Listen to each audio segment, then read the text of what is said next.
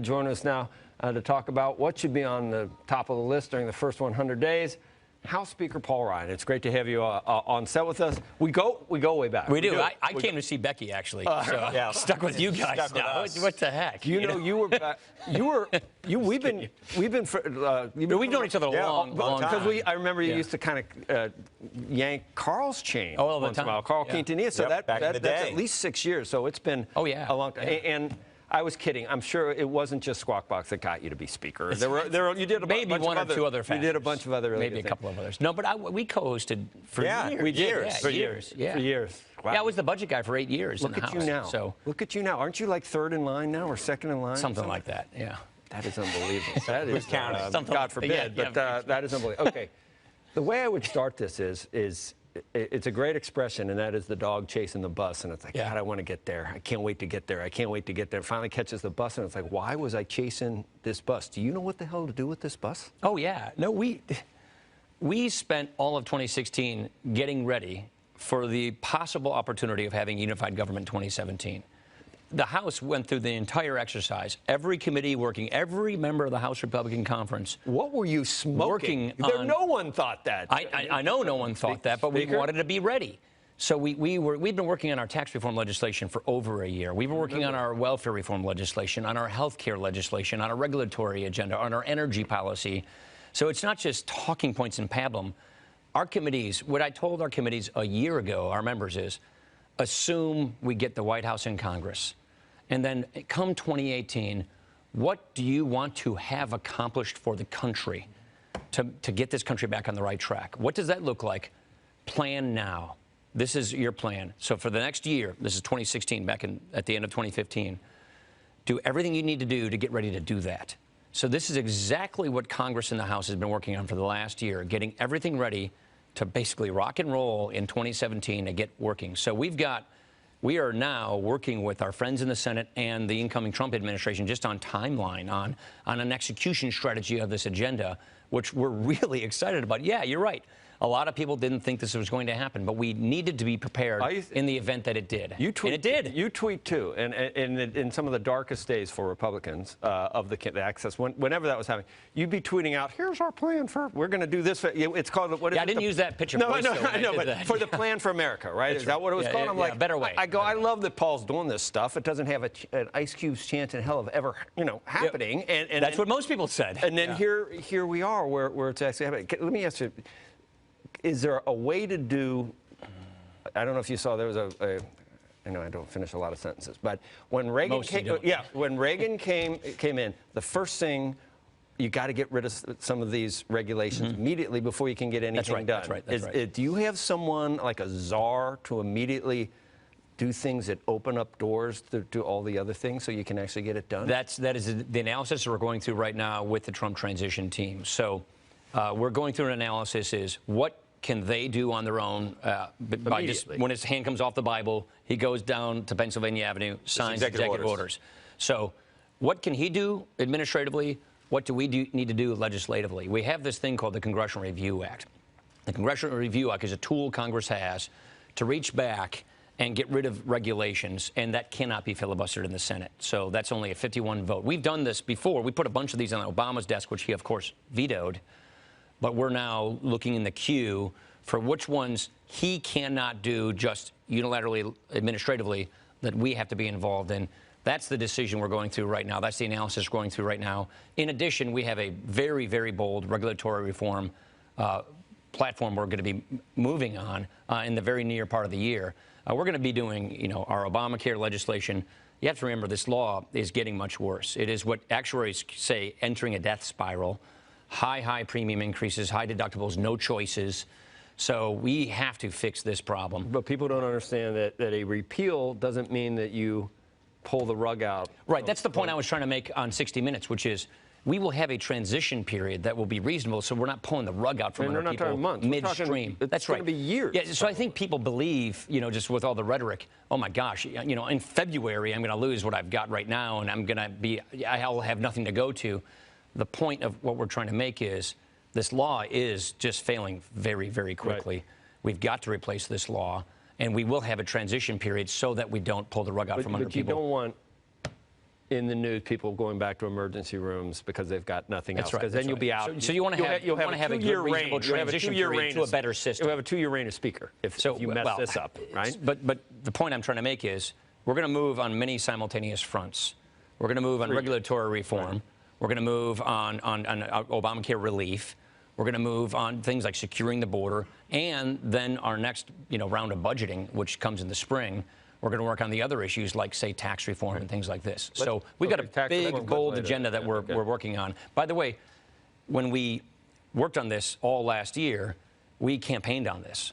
We wanted to tell the country out very clearly, here is what we hope to do under a unified Republican government, so that if we win that election, which we just did, we feel we have the obligation to follow up on that and make good on those promises, which is now what we're planning on doing. So let's talk about the tax reform piece of it and the unified party, if you will. To the extent you believe it's completely unified. Your tax plan... It's a whole lot more unified than the Democrats, but you've talked about a 25% rate on the corporate side. Yeah, 20 on corporate. Trump has talked about 15%. Right.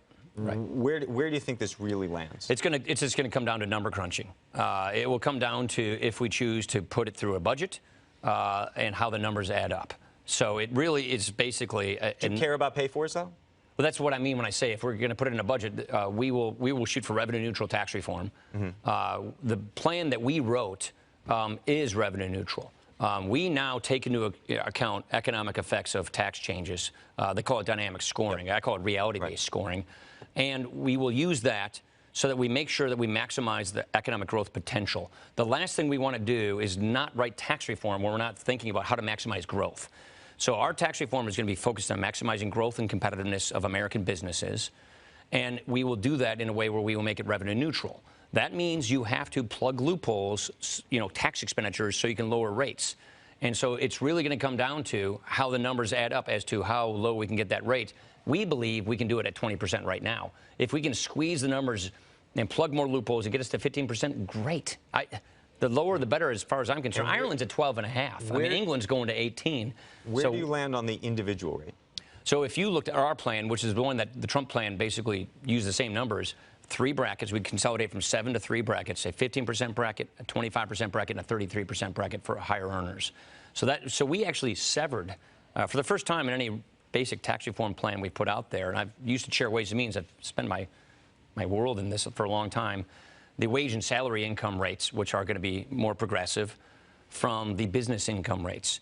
What people forget is 80%, 8 out of 10 businesses file as individuals, subchapter S corporations, LLCs. So now we're talking about pass-throughs. So how do we deal with the pass-throughs? So the pass-through rate, because pass-throughs pay 1 layer of tax, not a second dividend capital gains rate. And the plan that we envisioned, that we're working on, it's a 25% rate for pass-throughs, 20% corporate rate. But and the capital gains rate goes to, under our plan, a 50% exclusion of your individual rate. So that therefore the top rate would be 16%. Normally I don't throw these kinds of numbers around, but you guys in Squawk Box do this. So no, and it's if you want to look at what I'm saying, just go to better.gop and look at our tax plan. But cutting taxes on the rich, when you're talking about the 80% of those are the guys that we want to help. It's the guy who owns the industrial. I know. He owns the business, the tool and die shop in the industrial park in Janesville. It's got 50 employees. Who's competing against Canada, who's got a 15% tax rate. Got to keep emphasizing that. We've got to keep emphasizing that. I thank you for the education. Thank you. Thank you for the education. If Becky were here, we wouldn't even have to emphasize this. She'll be back. Taken care of. She's got important things to do right now, and it's those are the things you don't want. You can't do them again if you don't do them the first time when you're able to. You think Mattis won't be a problem? That's going to be all right. Yeah, I don't. He's got. A lot of us know Jim Mattis quite well. He is so revered. He is exception worthy to the waiver rule. He's within the 7-year window. We're moving the continuing resolution today or tomorrow. We just posted this bill last night. That will help make sure that they can move on that nomination fairly quickly in the Senate, so they can't gum it up with a filibuster. Who are they going to? These. I have no idea how they're going to do it, but racist. Ben Carson. Got to come up with something else for him. Politics are going to. This is political white noise. This stuff. Really, so. And all that you think everybody that's already been suggested is going to end up with. I mean, a president's supposed to get his pick of who he wants. Sure, but Obama's people got attacked. I mean, presidents pick new cabinets. The other party typically attacks those picks for the new cabinets. That just happens. So that's to us just basically white noise. I'm pretty impressed with how fast President-elect Trump has gotten his cabinet going. It's faster than he's moving really quickly. Know. He's making a lot of big executive decisions. You know Romney very well. Yeah, he's a good friend of mine. Would you like to see him be the Secretary of State? I'd love to see him as Secretary of State. Yeah. I don't know what Donald's going to do. I think he's going to make his choice pretty soon. I heard he mentioned that this morning. Right. I think Mitt would be fantastic. Well, when you talk, I think he's one of the most competent people I've ever known. I mean, you had your own things to deal with, obviously, through that campaign, which we talked about already. What was Mitt? What was that? What was that? Have him come on and ask him yourself. Oh, come on. You just copped to being a really good friend. He is. Okay, so tell me what he told you. What did he tell?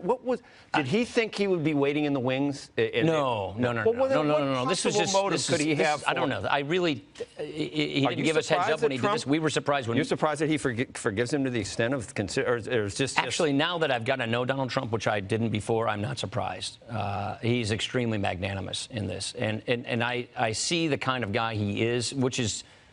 The more I talk to him almost every day. He's a very forgiving, very magnanimous kind of a guy, and I'm actually very impressed with how he has handled this. I'm very impressed with how he's handled just former critics from his own party, like, say, Mitt Romney, to everybody else. That he's basically saying, let's just go unify this party, unify this country, get things done. Right. That's exactly what I think people want to see. Negotiators and business and a showman. People know what's show and know what's real. What we're seeing is what everybody was hoping to see, which is this is going to be a business guy who becomes president, who's just going to focus on getting the job done and fixing this country's big problems. You're surprised to some extent, aren't you? I'm excited. How do you want him to address his business conflicts? However he wants to. This is not what I'm concerned about in Congress. He's announced that on December 15th he's going to talk about splitting the family business from himself.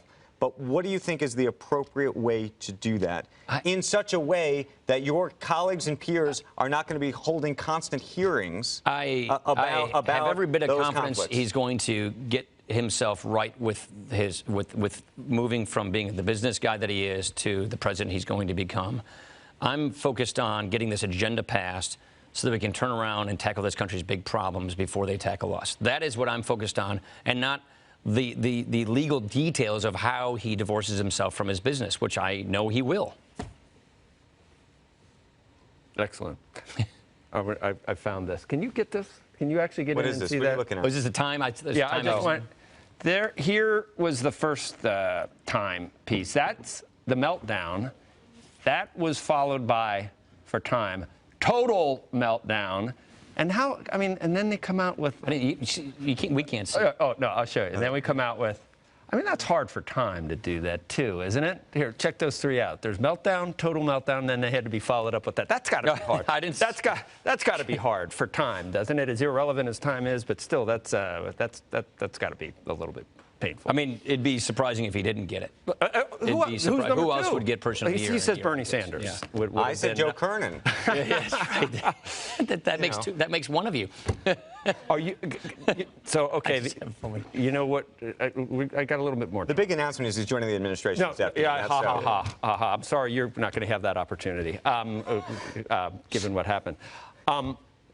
We've heard about giving the keys back to a party that drove the car into the ditch the first time around. I know that sounds familiar. I could do it in the way he does it, but I'm not going to. But why should we believe you guys aren't going to drive? Yeah, it's a good question. Actually, I think that's a fair question. This is, again, why we spent so much time in 2016 putting a very specific agenda out there, showing the country what we think are the right reforms to tackle the country's big problems. I was involved. I came in Congress in 1998, or 99. I was sworn in.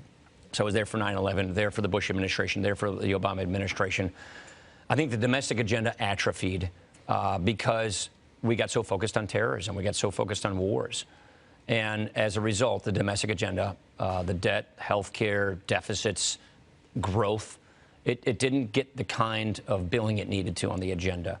That is not the case now. And we're all now kind of accustomed to having foreign policy challenges continuously. But we now are so focused on getting this domestic agenda up and running, getting people out of poverty back into work, getting this economy growing faster, making American businesses more competitive so we're not pushing businesses overseas. What if President And the regulatory, the regulations are really a big deal.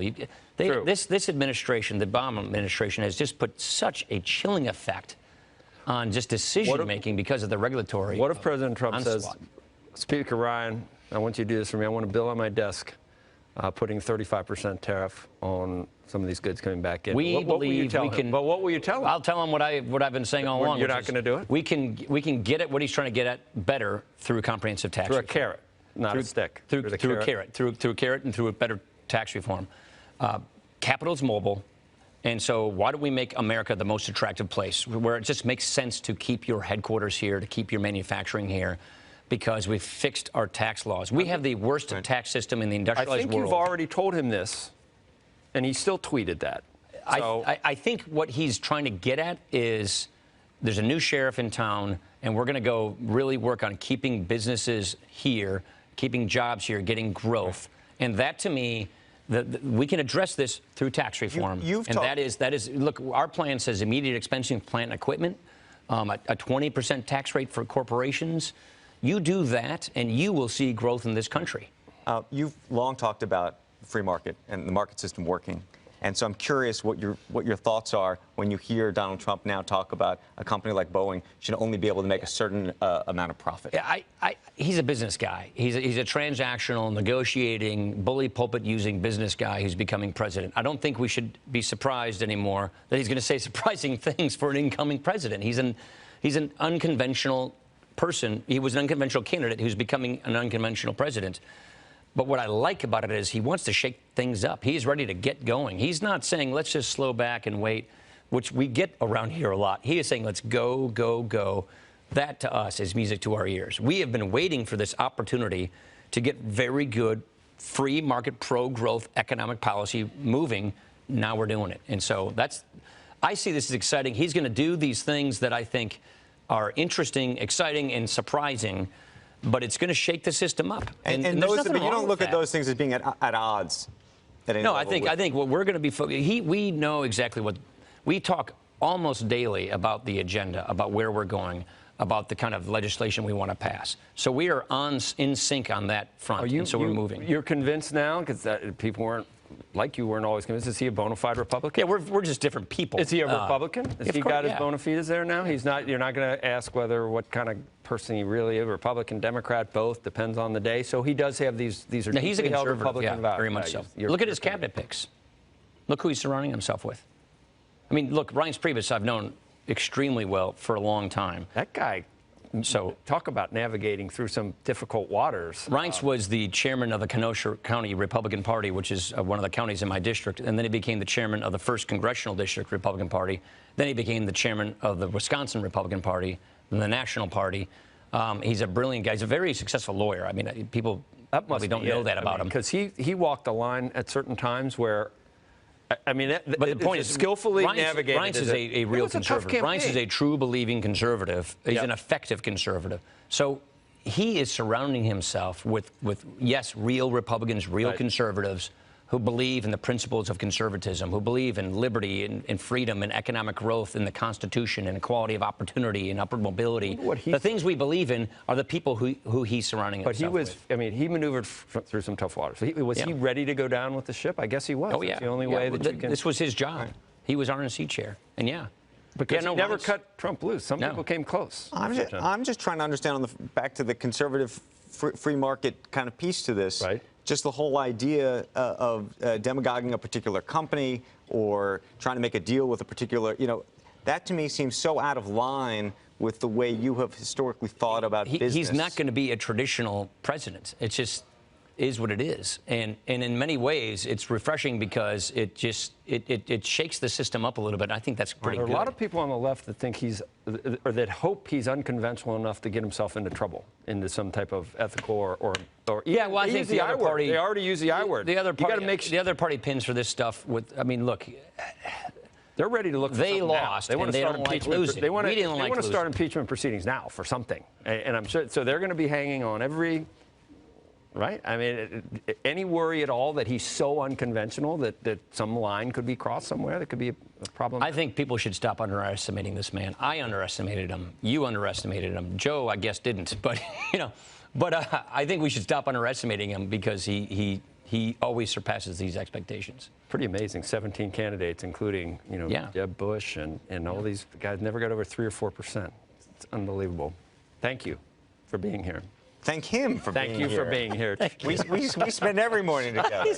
Paul Ryan, really a pleasure. All the time. Speaker, thank you. Thanks for letting me back on the show. Yeah, you're welcome. Come on back. When you're in New York, come on back. All right. Anytime. And we go way back. Welcome to D.C. All the way back to a long time ago. Thank you. Hey there, thanks for checking out CNBC on YouTube. Be sure to subscribe to stay up to date on all of the day's biggest stories. You can also click on any of the videos around me to watch the latest from CNBC. Thanks for watching.